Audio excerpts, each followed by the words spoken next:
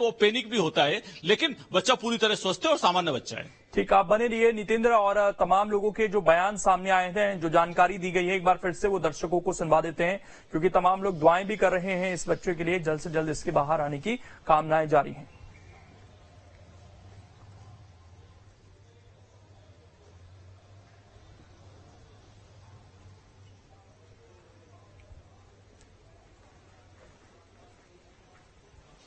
तो ये तस्वीरें लगातार हम आपको दिखा रहे हैं, एक्सक्लूसिव तस्वीरें न्यूज स्टेट पर। और दीपेंद्र के लिए दुआओं का दौर लगातार जारी है। परिवार वाले चिंतित हैं, रो रो कर बुरा हाल है। हंसता खेलता बच्चा बोरवेल में जा गिरा। और आपको सुनवाते हैं कि क्या कुछ वहां पर अधिकारियों ने कहा है और ग्रामीणों ने कहा है।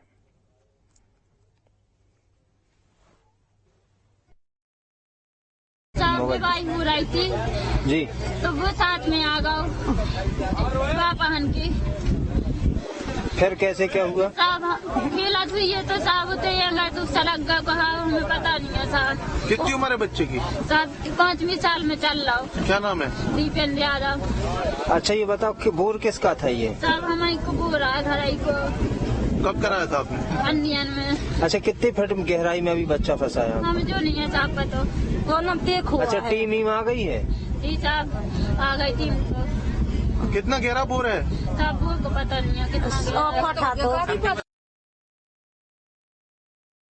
बापू, ये कैसे बच्चा बोर में गिरा? कौन है ये? जी, अखिलेश यादव का बच्चा है ये। और वहाँ बोरवेल के पास में जुताई हो रही थी, वो वहीं बच्चे खेल रहे थे। ये पहले का बोर है जो कि फुट चुका था, 20 फुट भर है, मतलब 20-25 फुट। वहीं बच्चे खेल रहे थे और वो अचानक वो फिसल गया बच्चा और नीचे गिर गया। तो अभी कितनी गहराई में बच्चा बताया जा रहा है? अभी गहराई में मतलब बच्चा बोल रहा है और 20 फुट की गहराई में बच्चे को बताया जा रहा है। बच्चा बात कर रहा है, हम लोग कह रहे हैं तो बच्चा बोल रहा है। हम लोग भी पूरे गांव भर भी ये चाहते हैं कि बच्चा जैसे भी बचे, बच्चा हम जैसे भी बचे, हम लोग सब लोग ये आप लोग से दुआ करते हैं कि बच्चा बचे। और हम लोग भी ये प्रयास करते हैं, भगवान से दुआ करते हैं कि बच्चा बचना चाहिए, कैसा भी बचे।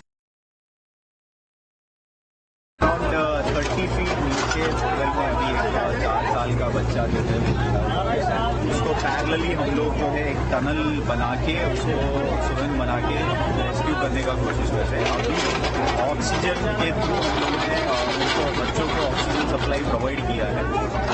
फिर क्राउड कंट्रोल मैनेज कर रहे हैं ताकि यहाँ पे बच्चे को रेस्क्यू करें। सर, बारिश के बाद कितनी दिक्कतें का सामना करना पड़ रहा है सर रेस्क्यू में? ऐसा है, कीचड़ है, दलदल है, तो हम लोग को और भी करना पड़ रहा है ताकि पानी नहीं जाए और बच्चा सफोकेट ना हो। चैलेंज है, बट हम लोग प्रयास कर रहे हैं। तो ये देखिए, ये मासूम है और ये मासूम फिलहाल बोरवेल के अंदर है। इसके लिए दुआओं का दौर लगातार जारी है। अभी ये 5वीं साल में चल रहा है, यानी 5 साल का भी पूरा नहीं हुआ है। बहुत छोटा बच्चा है और आप समझिए 4-4.5 साल के बच्चे को उतनी समझ नहीं होती है। ये न्यूज स्ट्रीट पर तस्वीरें आप देख रहे हैं और इस बच्चे के लिए फिलहाल दुआओं की जरूरत है। जैसे राहुल साहू स्वस्थ होकर वापस लौटा, वो हंसी हम दोबारा से इस बच्चे की देखना चाहते हैं, क्योंकि हंसते खेलते ही ये नीचे जा पड़ा और इतनी ज्यादा मुसीबत में इस वक्त फंस चुका है।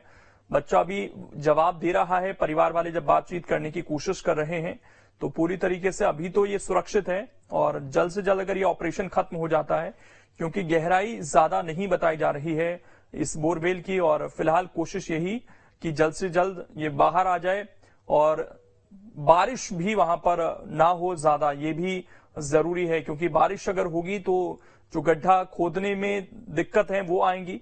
हालांकि बच्चे के ऊपर तो एक शेड बना दिया गया है ताकि बच्चे तक बारिश ना पहुंचे किसी भी तरीके से। और ये देखिए खुला खेत है, यहीं पर फिलहाल ये बच्चा फंसा हुआ है इस बोरवेल के अंदर। 30 फीट मैक्सिमम इसकी गहराई फिलहाल आंकी गई है। अब उसी हिसाब से वहां पर एक टनल तैयार की जा रही है और उस बच्चे तक पहुंचने की कोशिश होगी। तो बहुत छोटा बच्चा है अभी।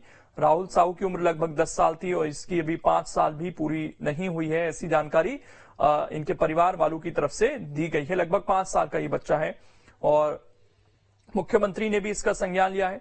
सीएम ने अधिकारियों को दिशा निर्देश भी दे दिए हैं और वहां पर तेजी से रेस्क्यू ऑपरेशन शुरू भी हो गया है और तमाम जो दिशा निर्देश हैं वो दिए गए हैं। नितेंद्र हमारे साथ लगातार जुड़े हुए हैं, तस्वीर भी सामने आ गई है। नितेंद्र, भोपाल से क्या कुछ दिशा निर्देश दिए गए हैं, क्योंकि हालिया इंसिडेंट्स हमने देखा है, उससे कुछ सीख भी ली गई है, कुछ ऑपरेशन में तेजी लाने के लिए क्या प्रयास यहां पर किए जा रहे हैं?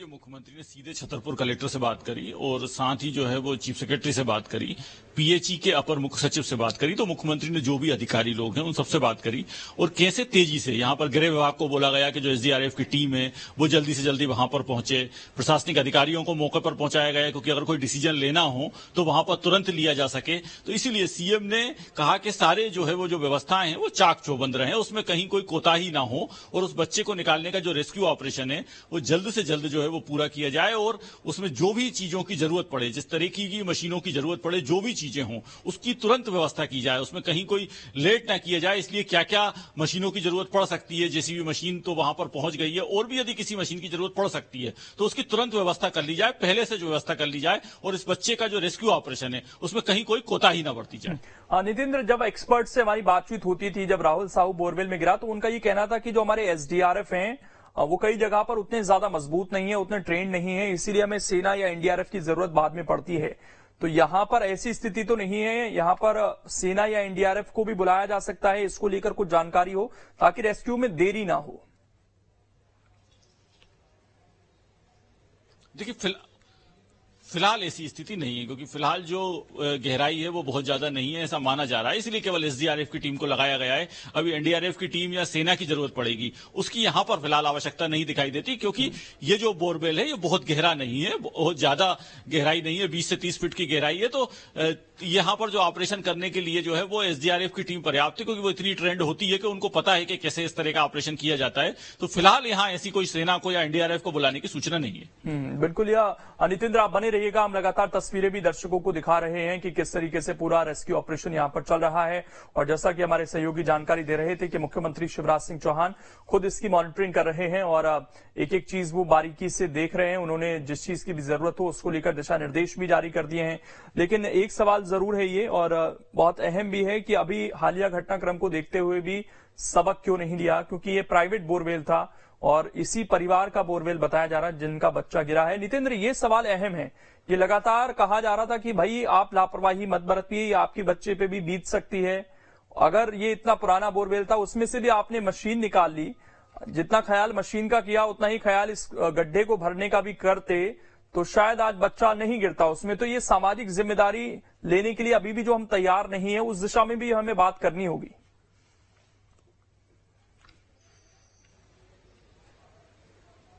देखिए, स्वाभाविक रूप से अब आने वाले समय में सरकार को इसमें कोई ना कोई सख्त कदम उठाना पड़ेगा कि जो भी जिस तरह के जो प्राइवेट बोरवेल हैं, भले वो खुद की जमीन पर हों, जिनसे पानी आना बंद हो गया है, लोग मशीन निकाल लेते हैं और उसको छोड़ देते हैं। ये घटना इनके खुद के बच्चे के साथ हुई, लेकिन कई बार किसी दूसरे बच्चे के साथ भी ऐसी घटना हो जाती है।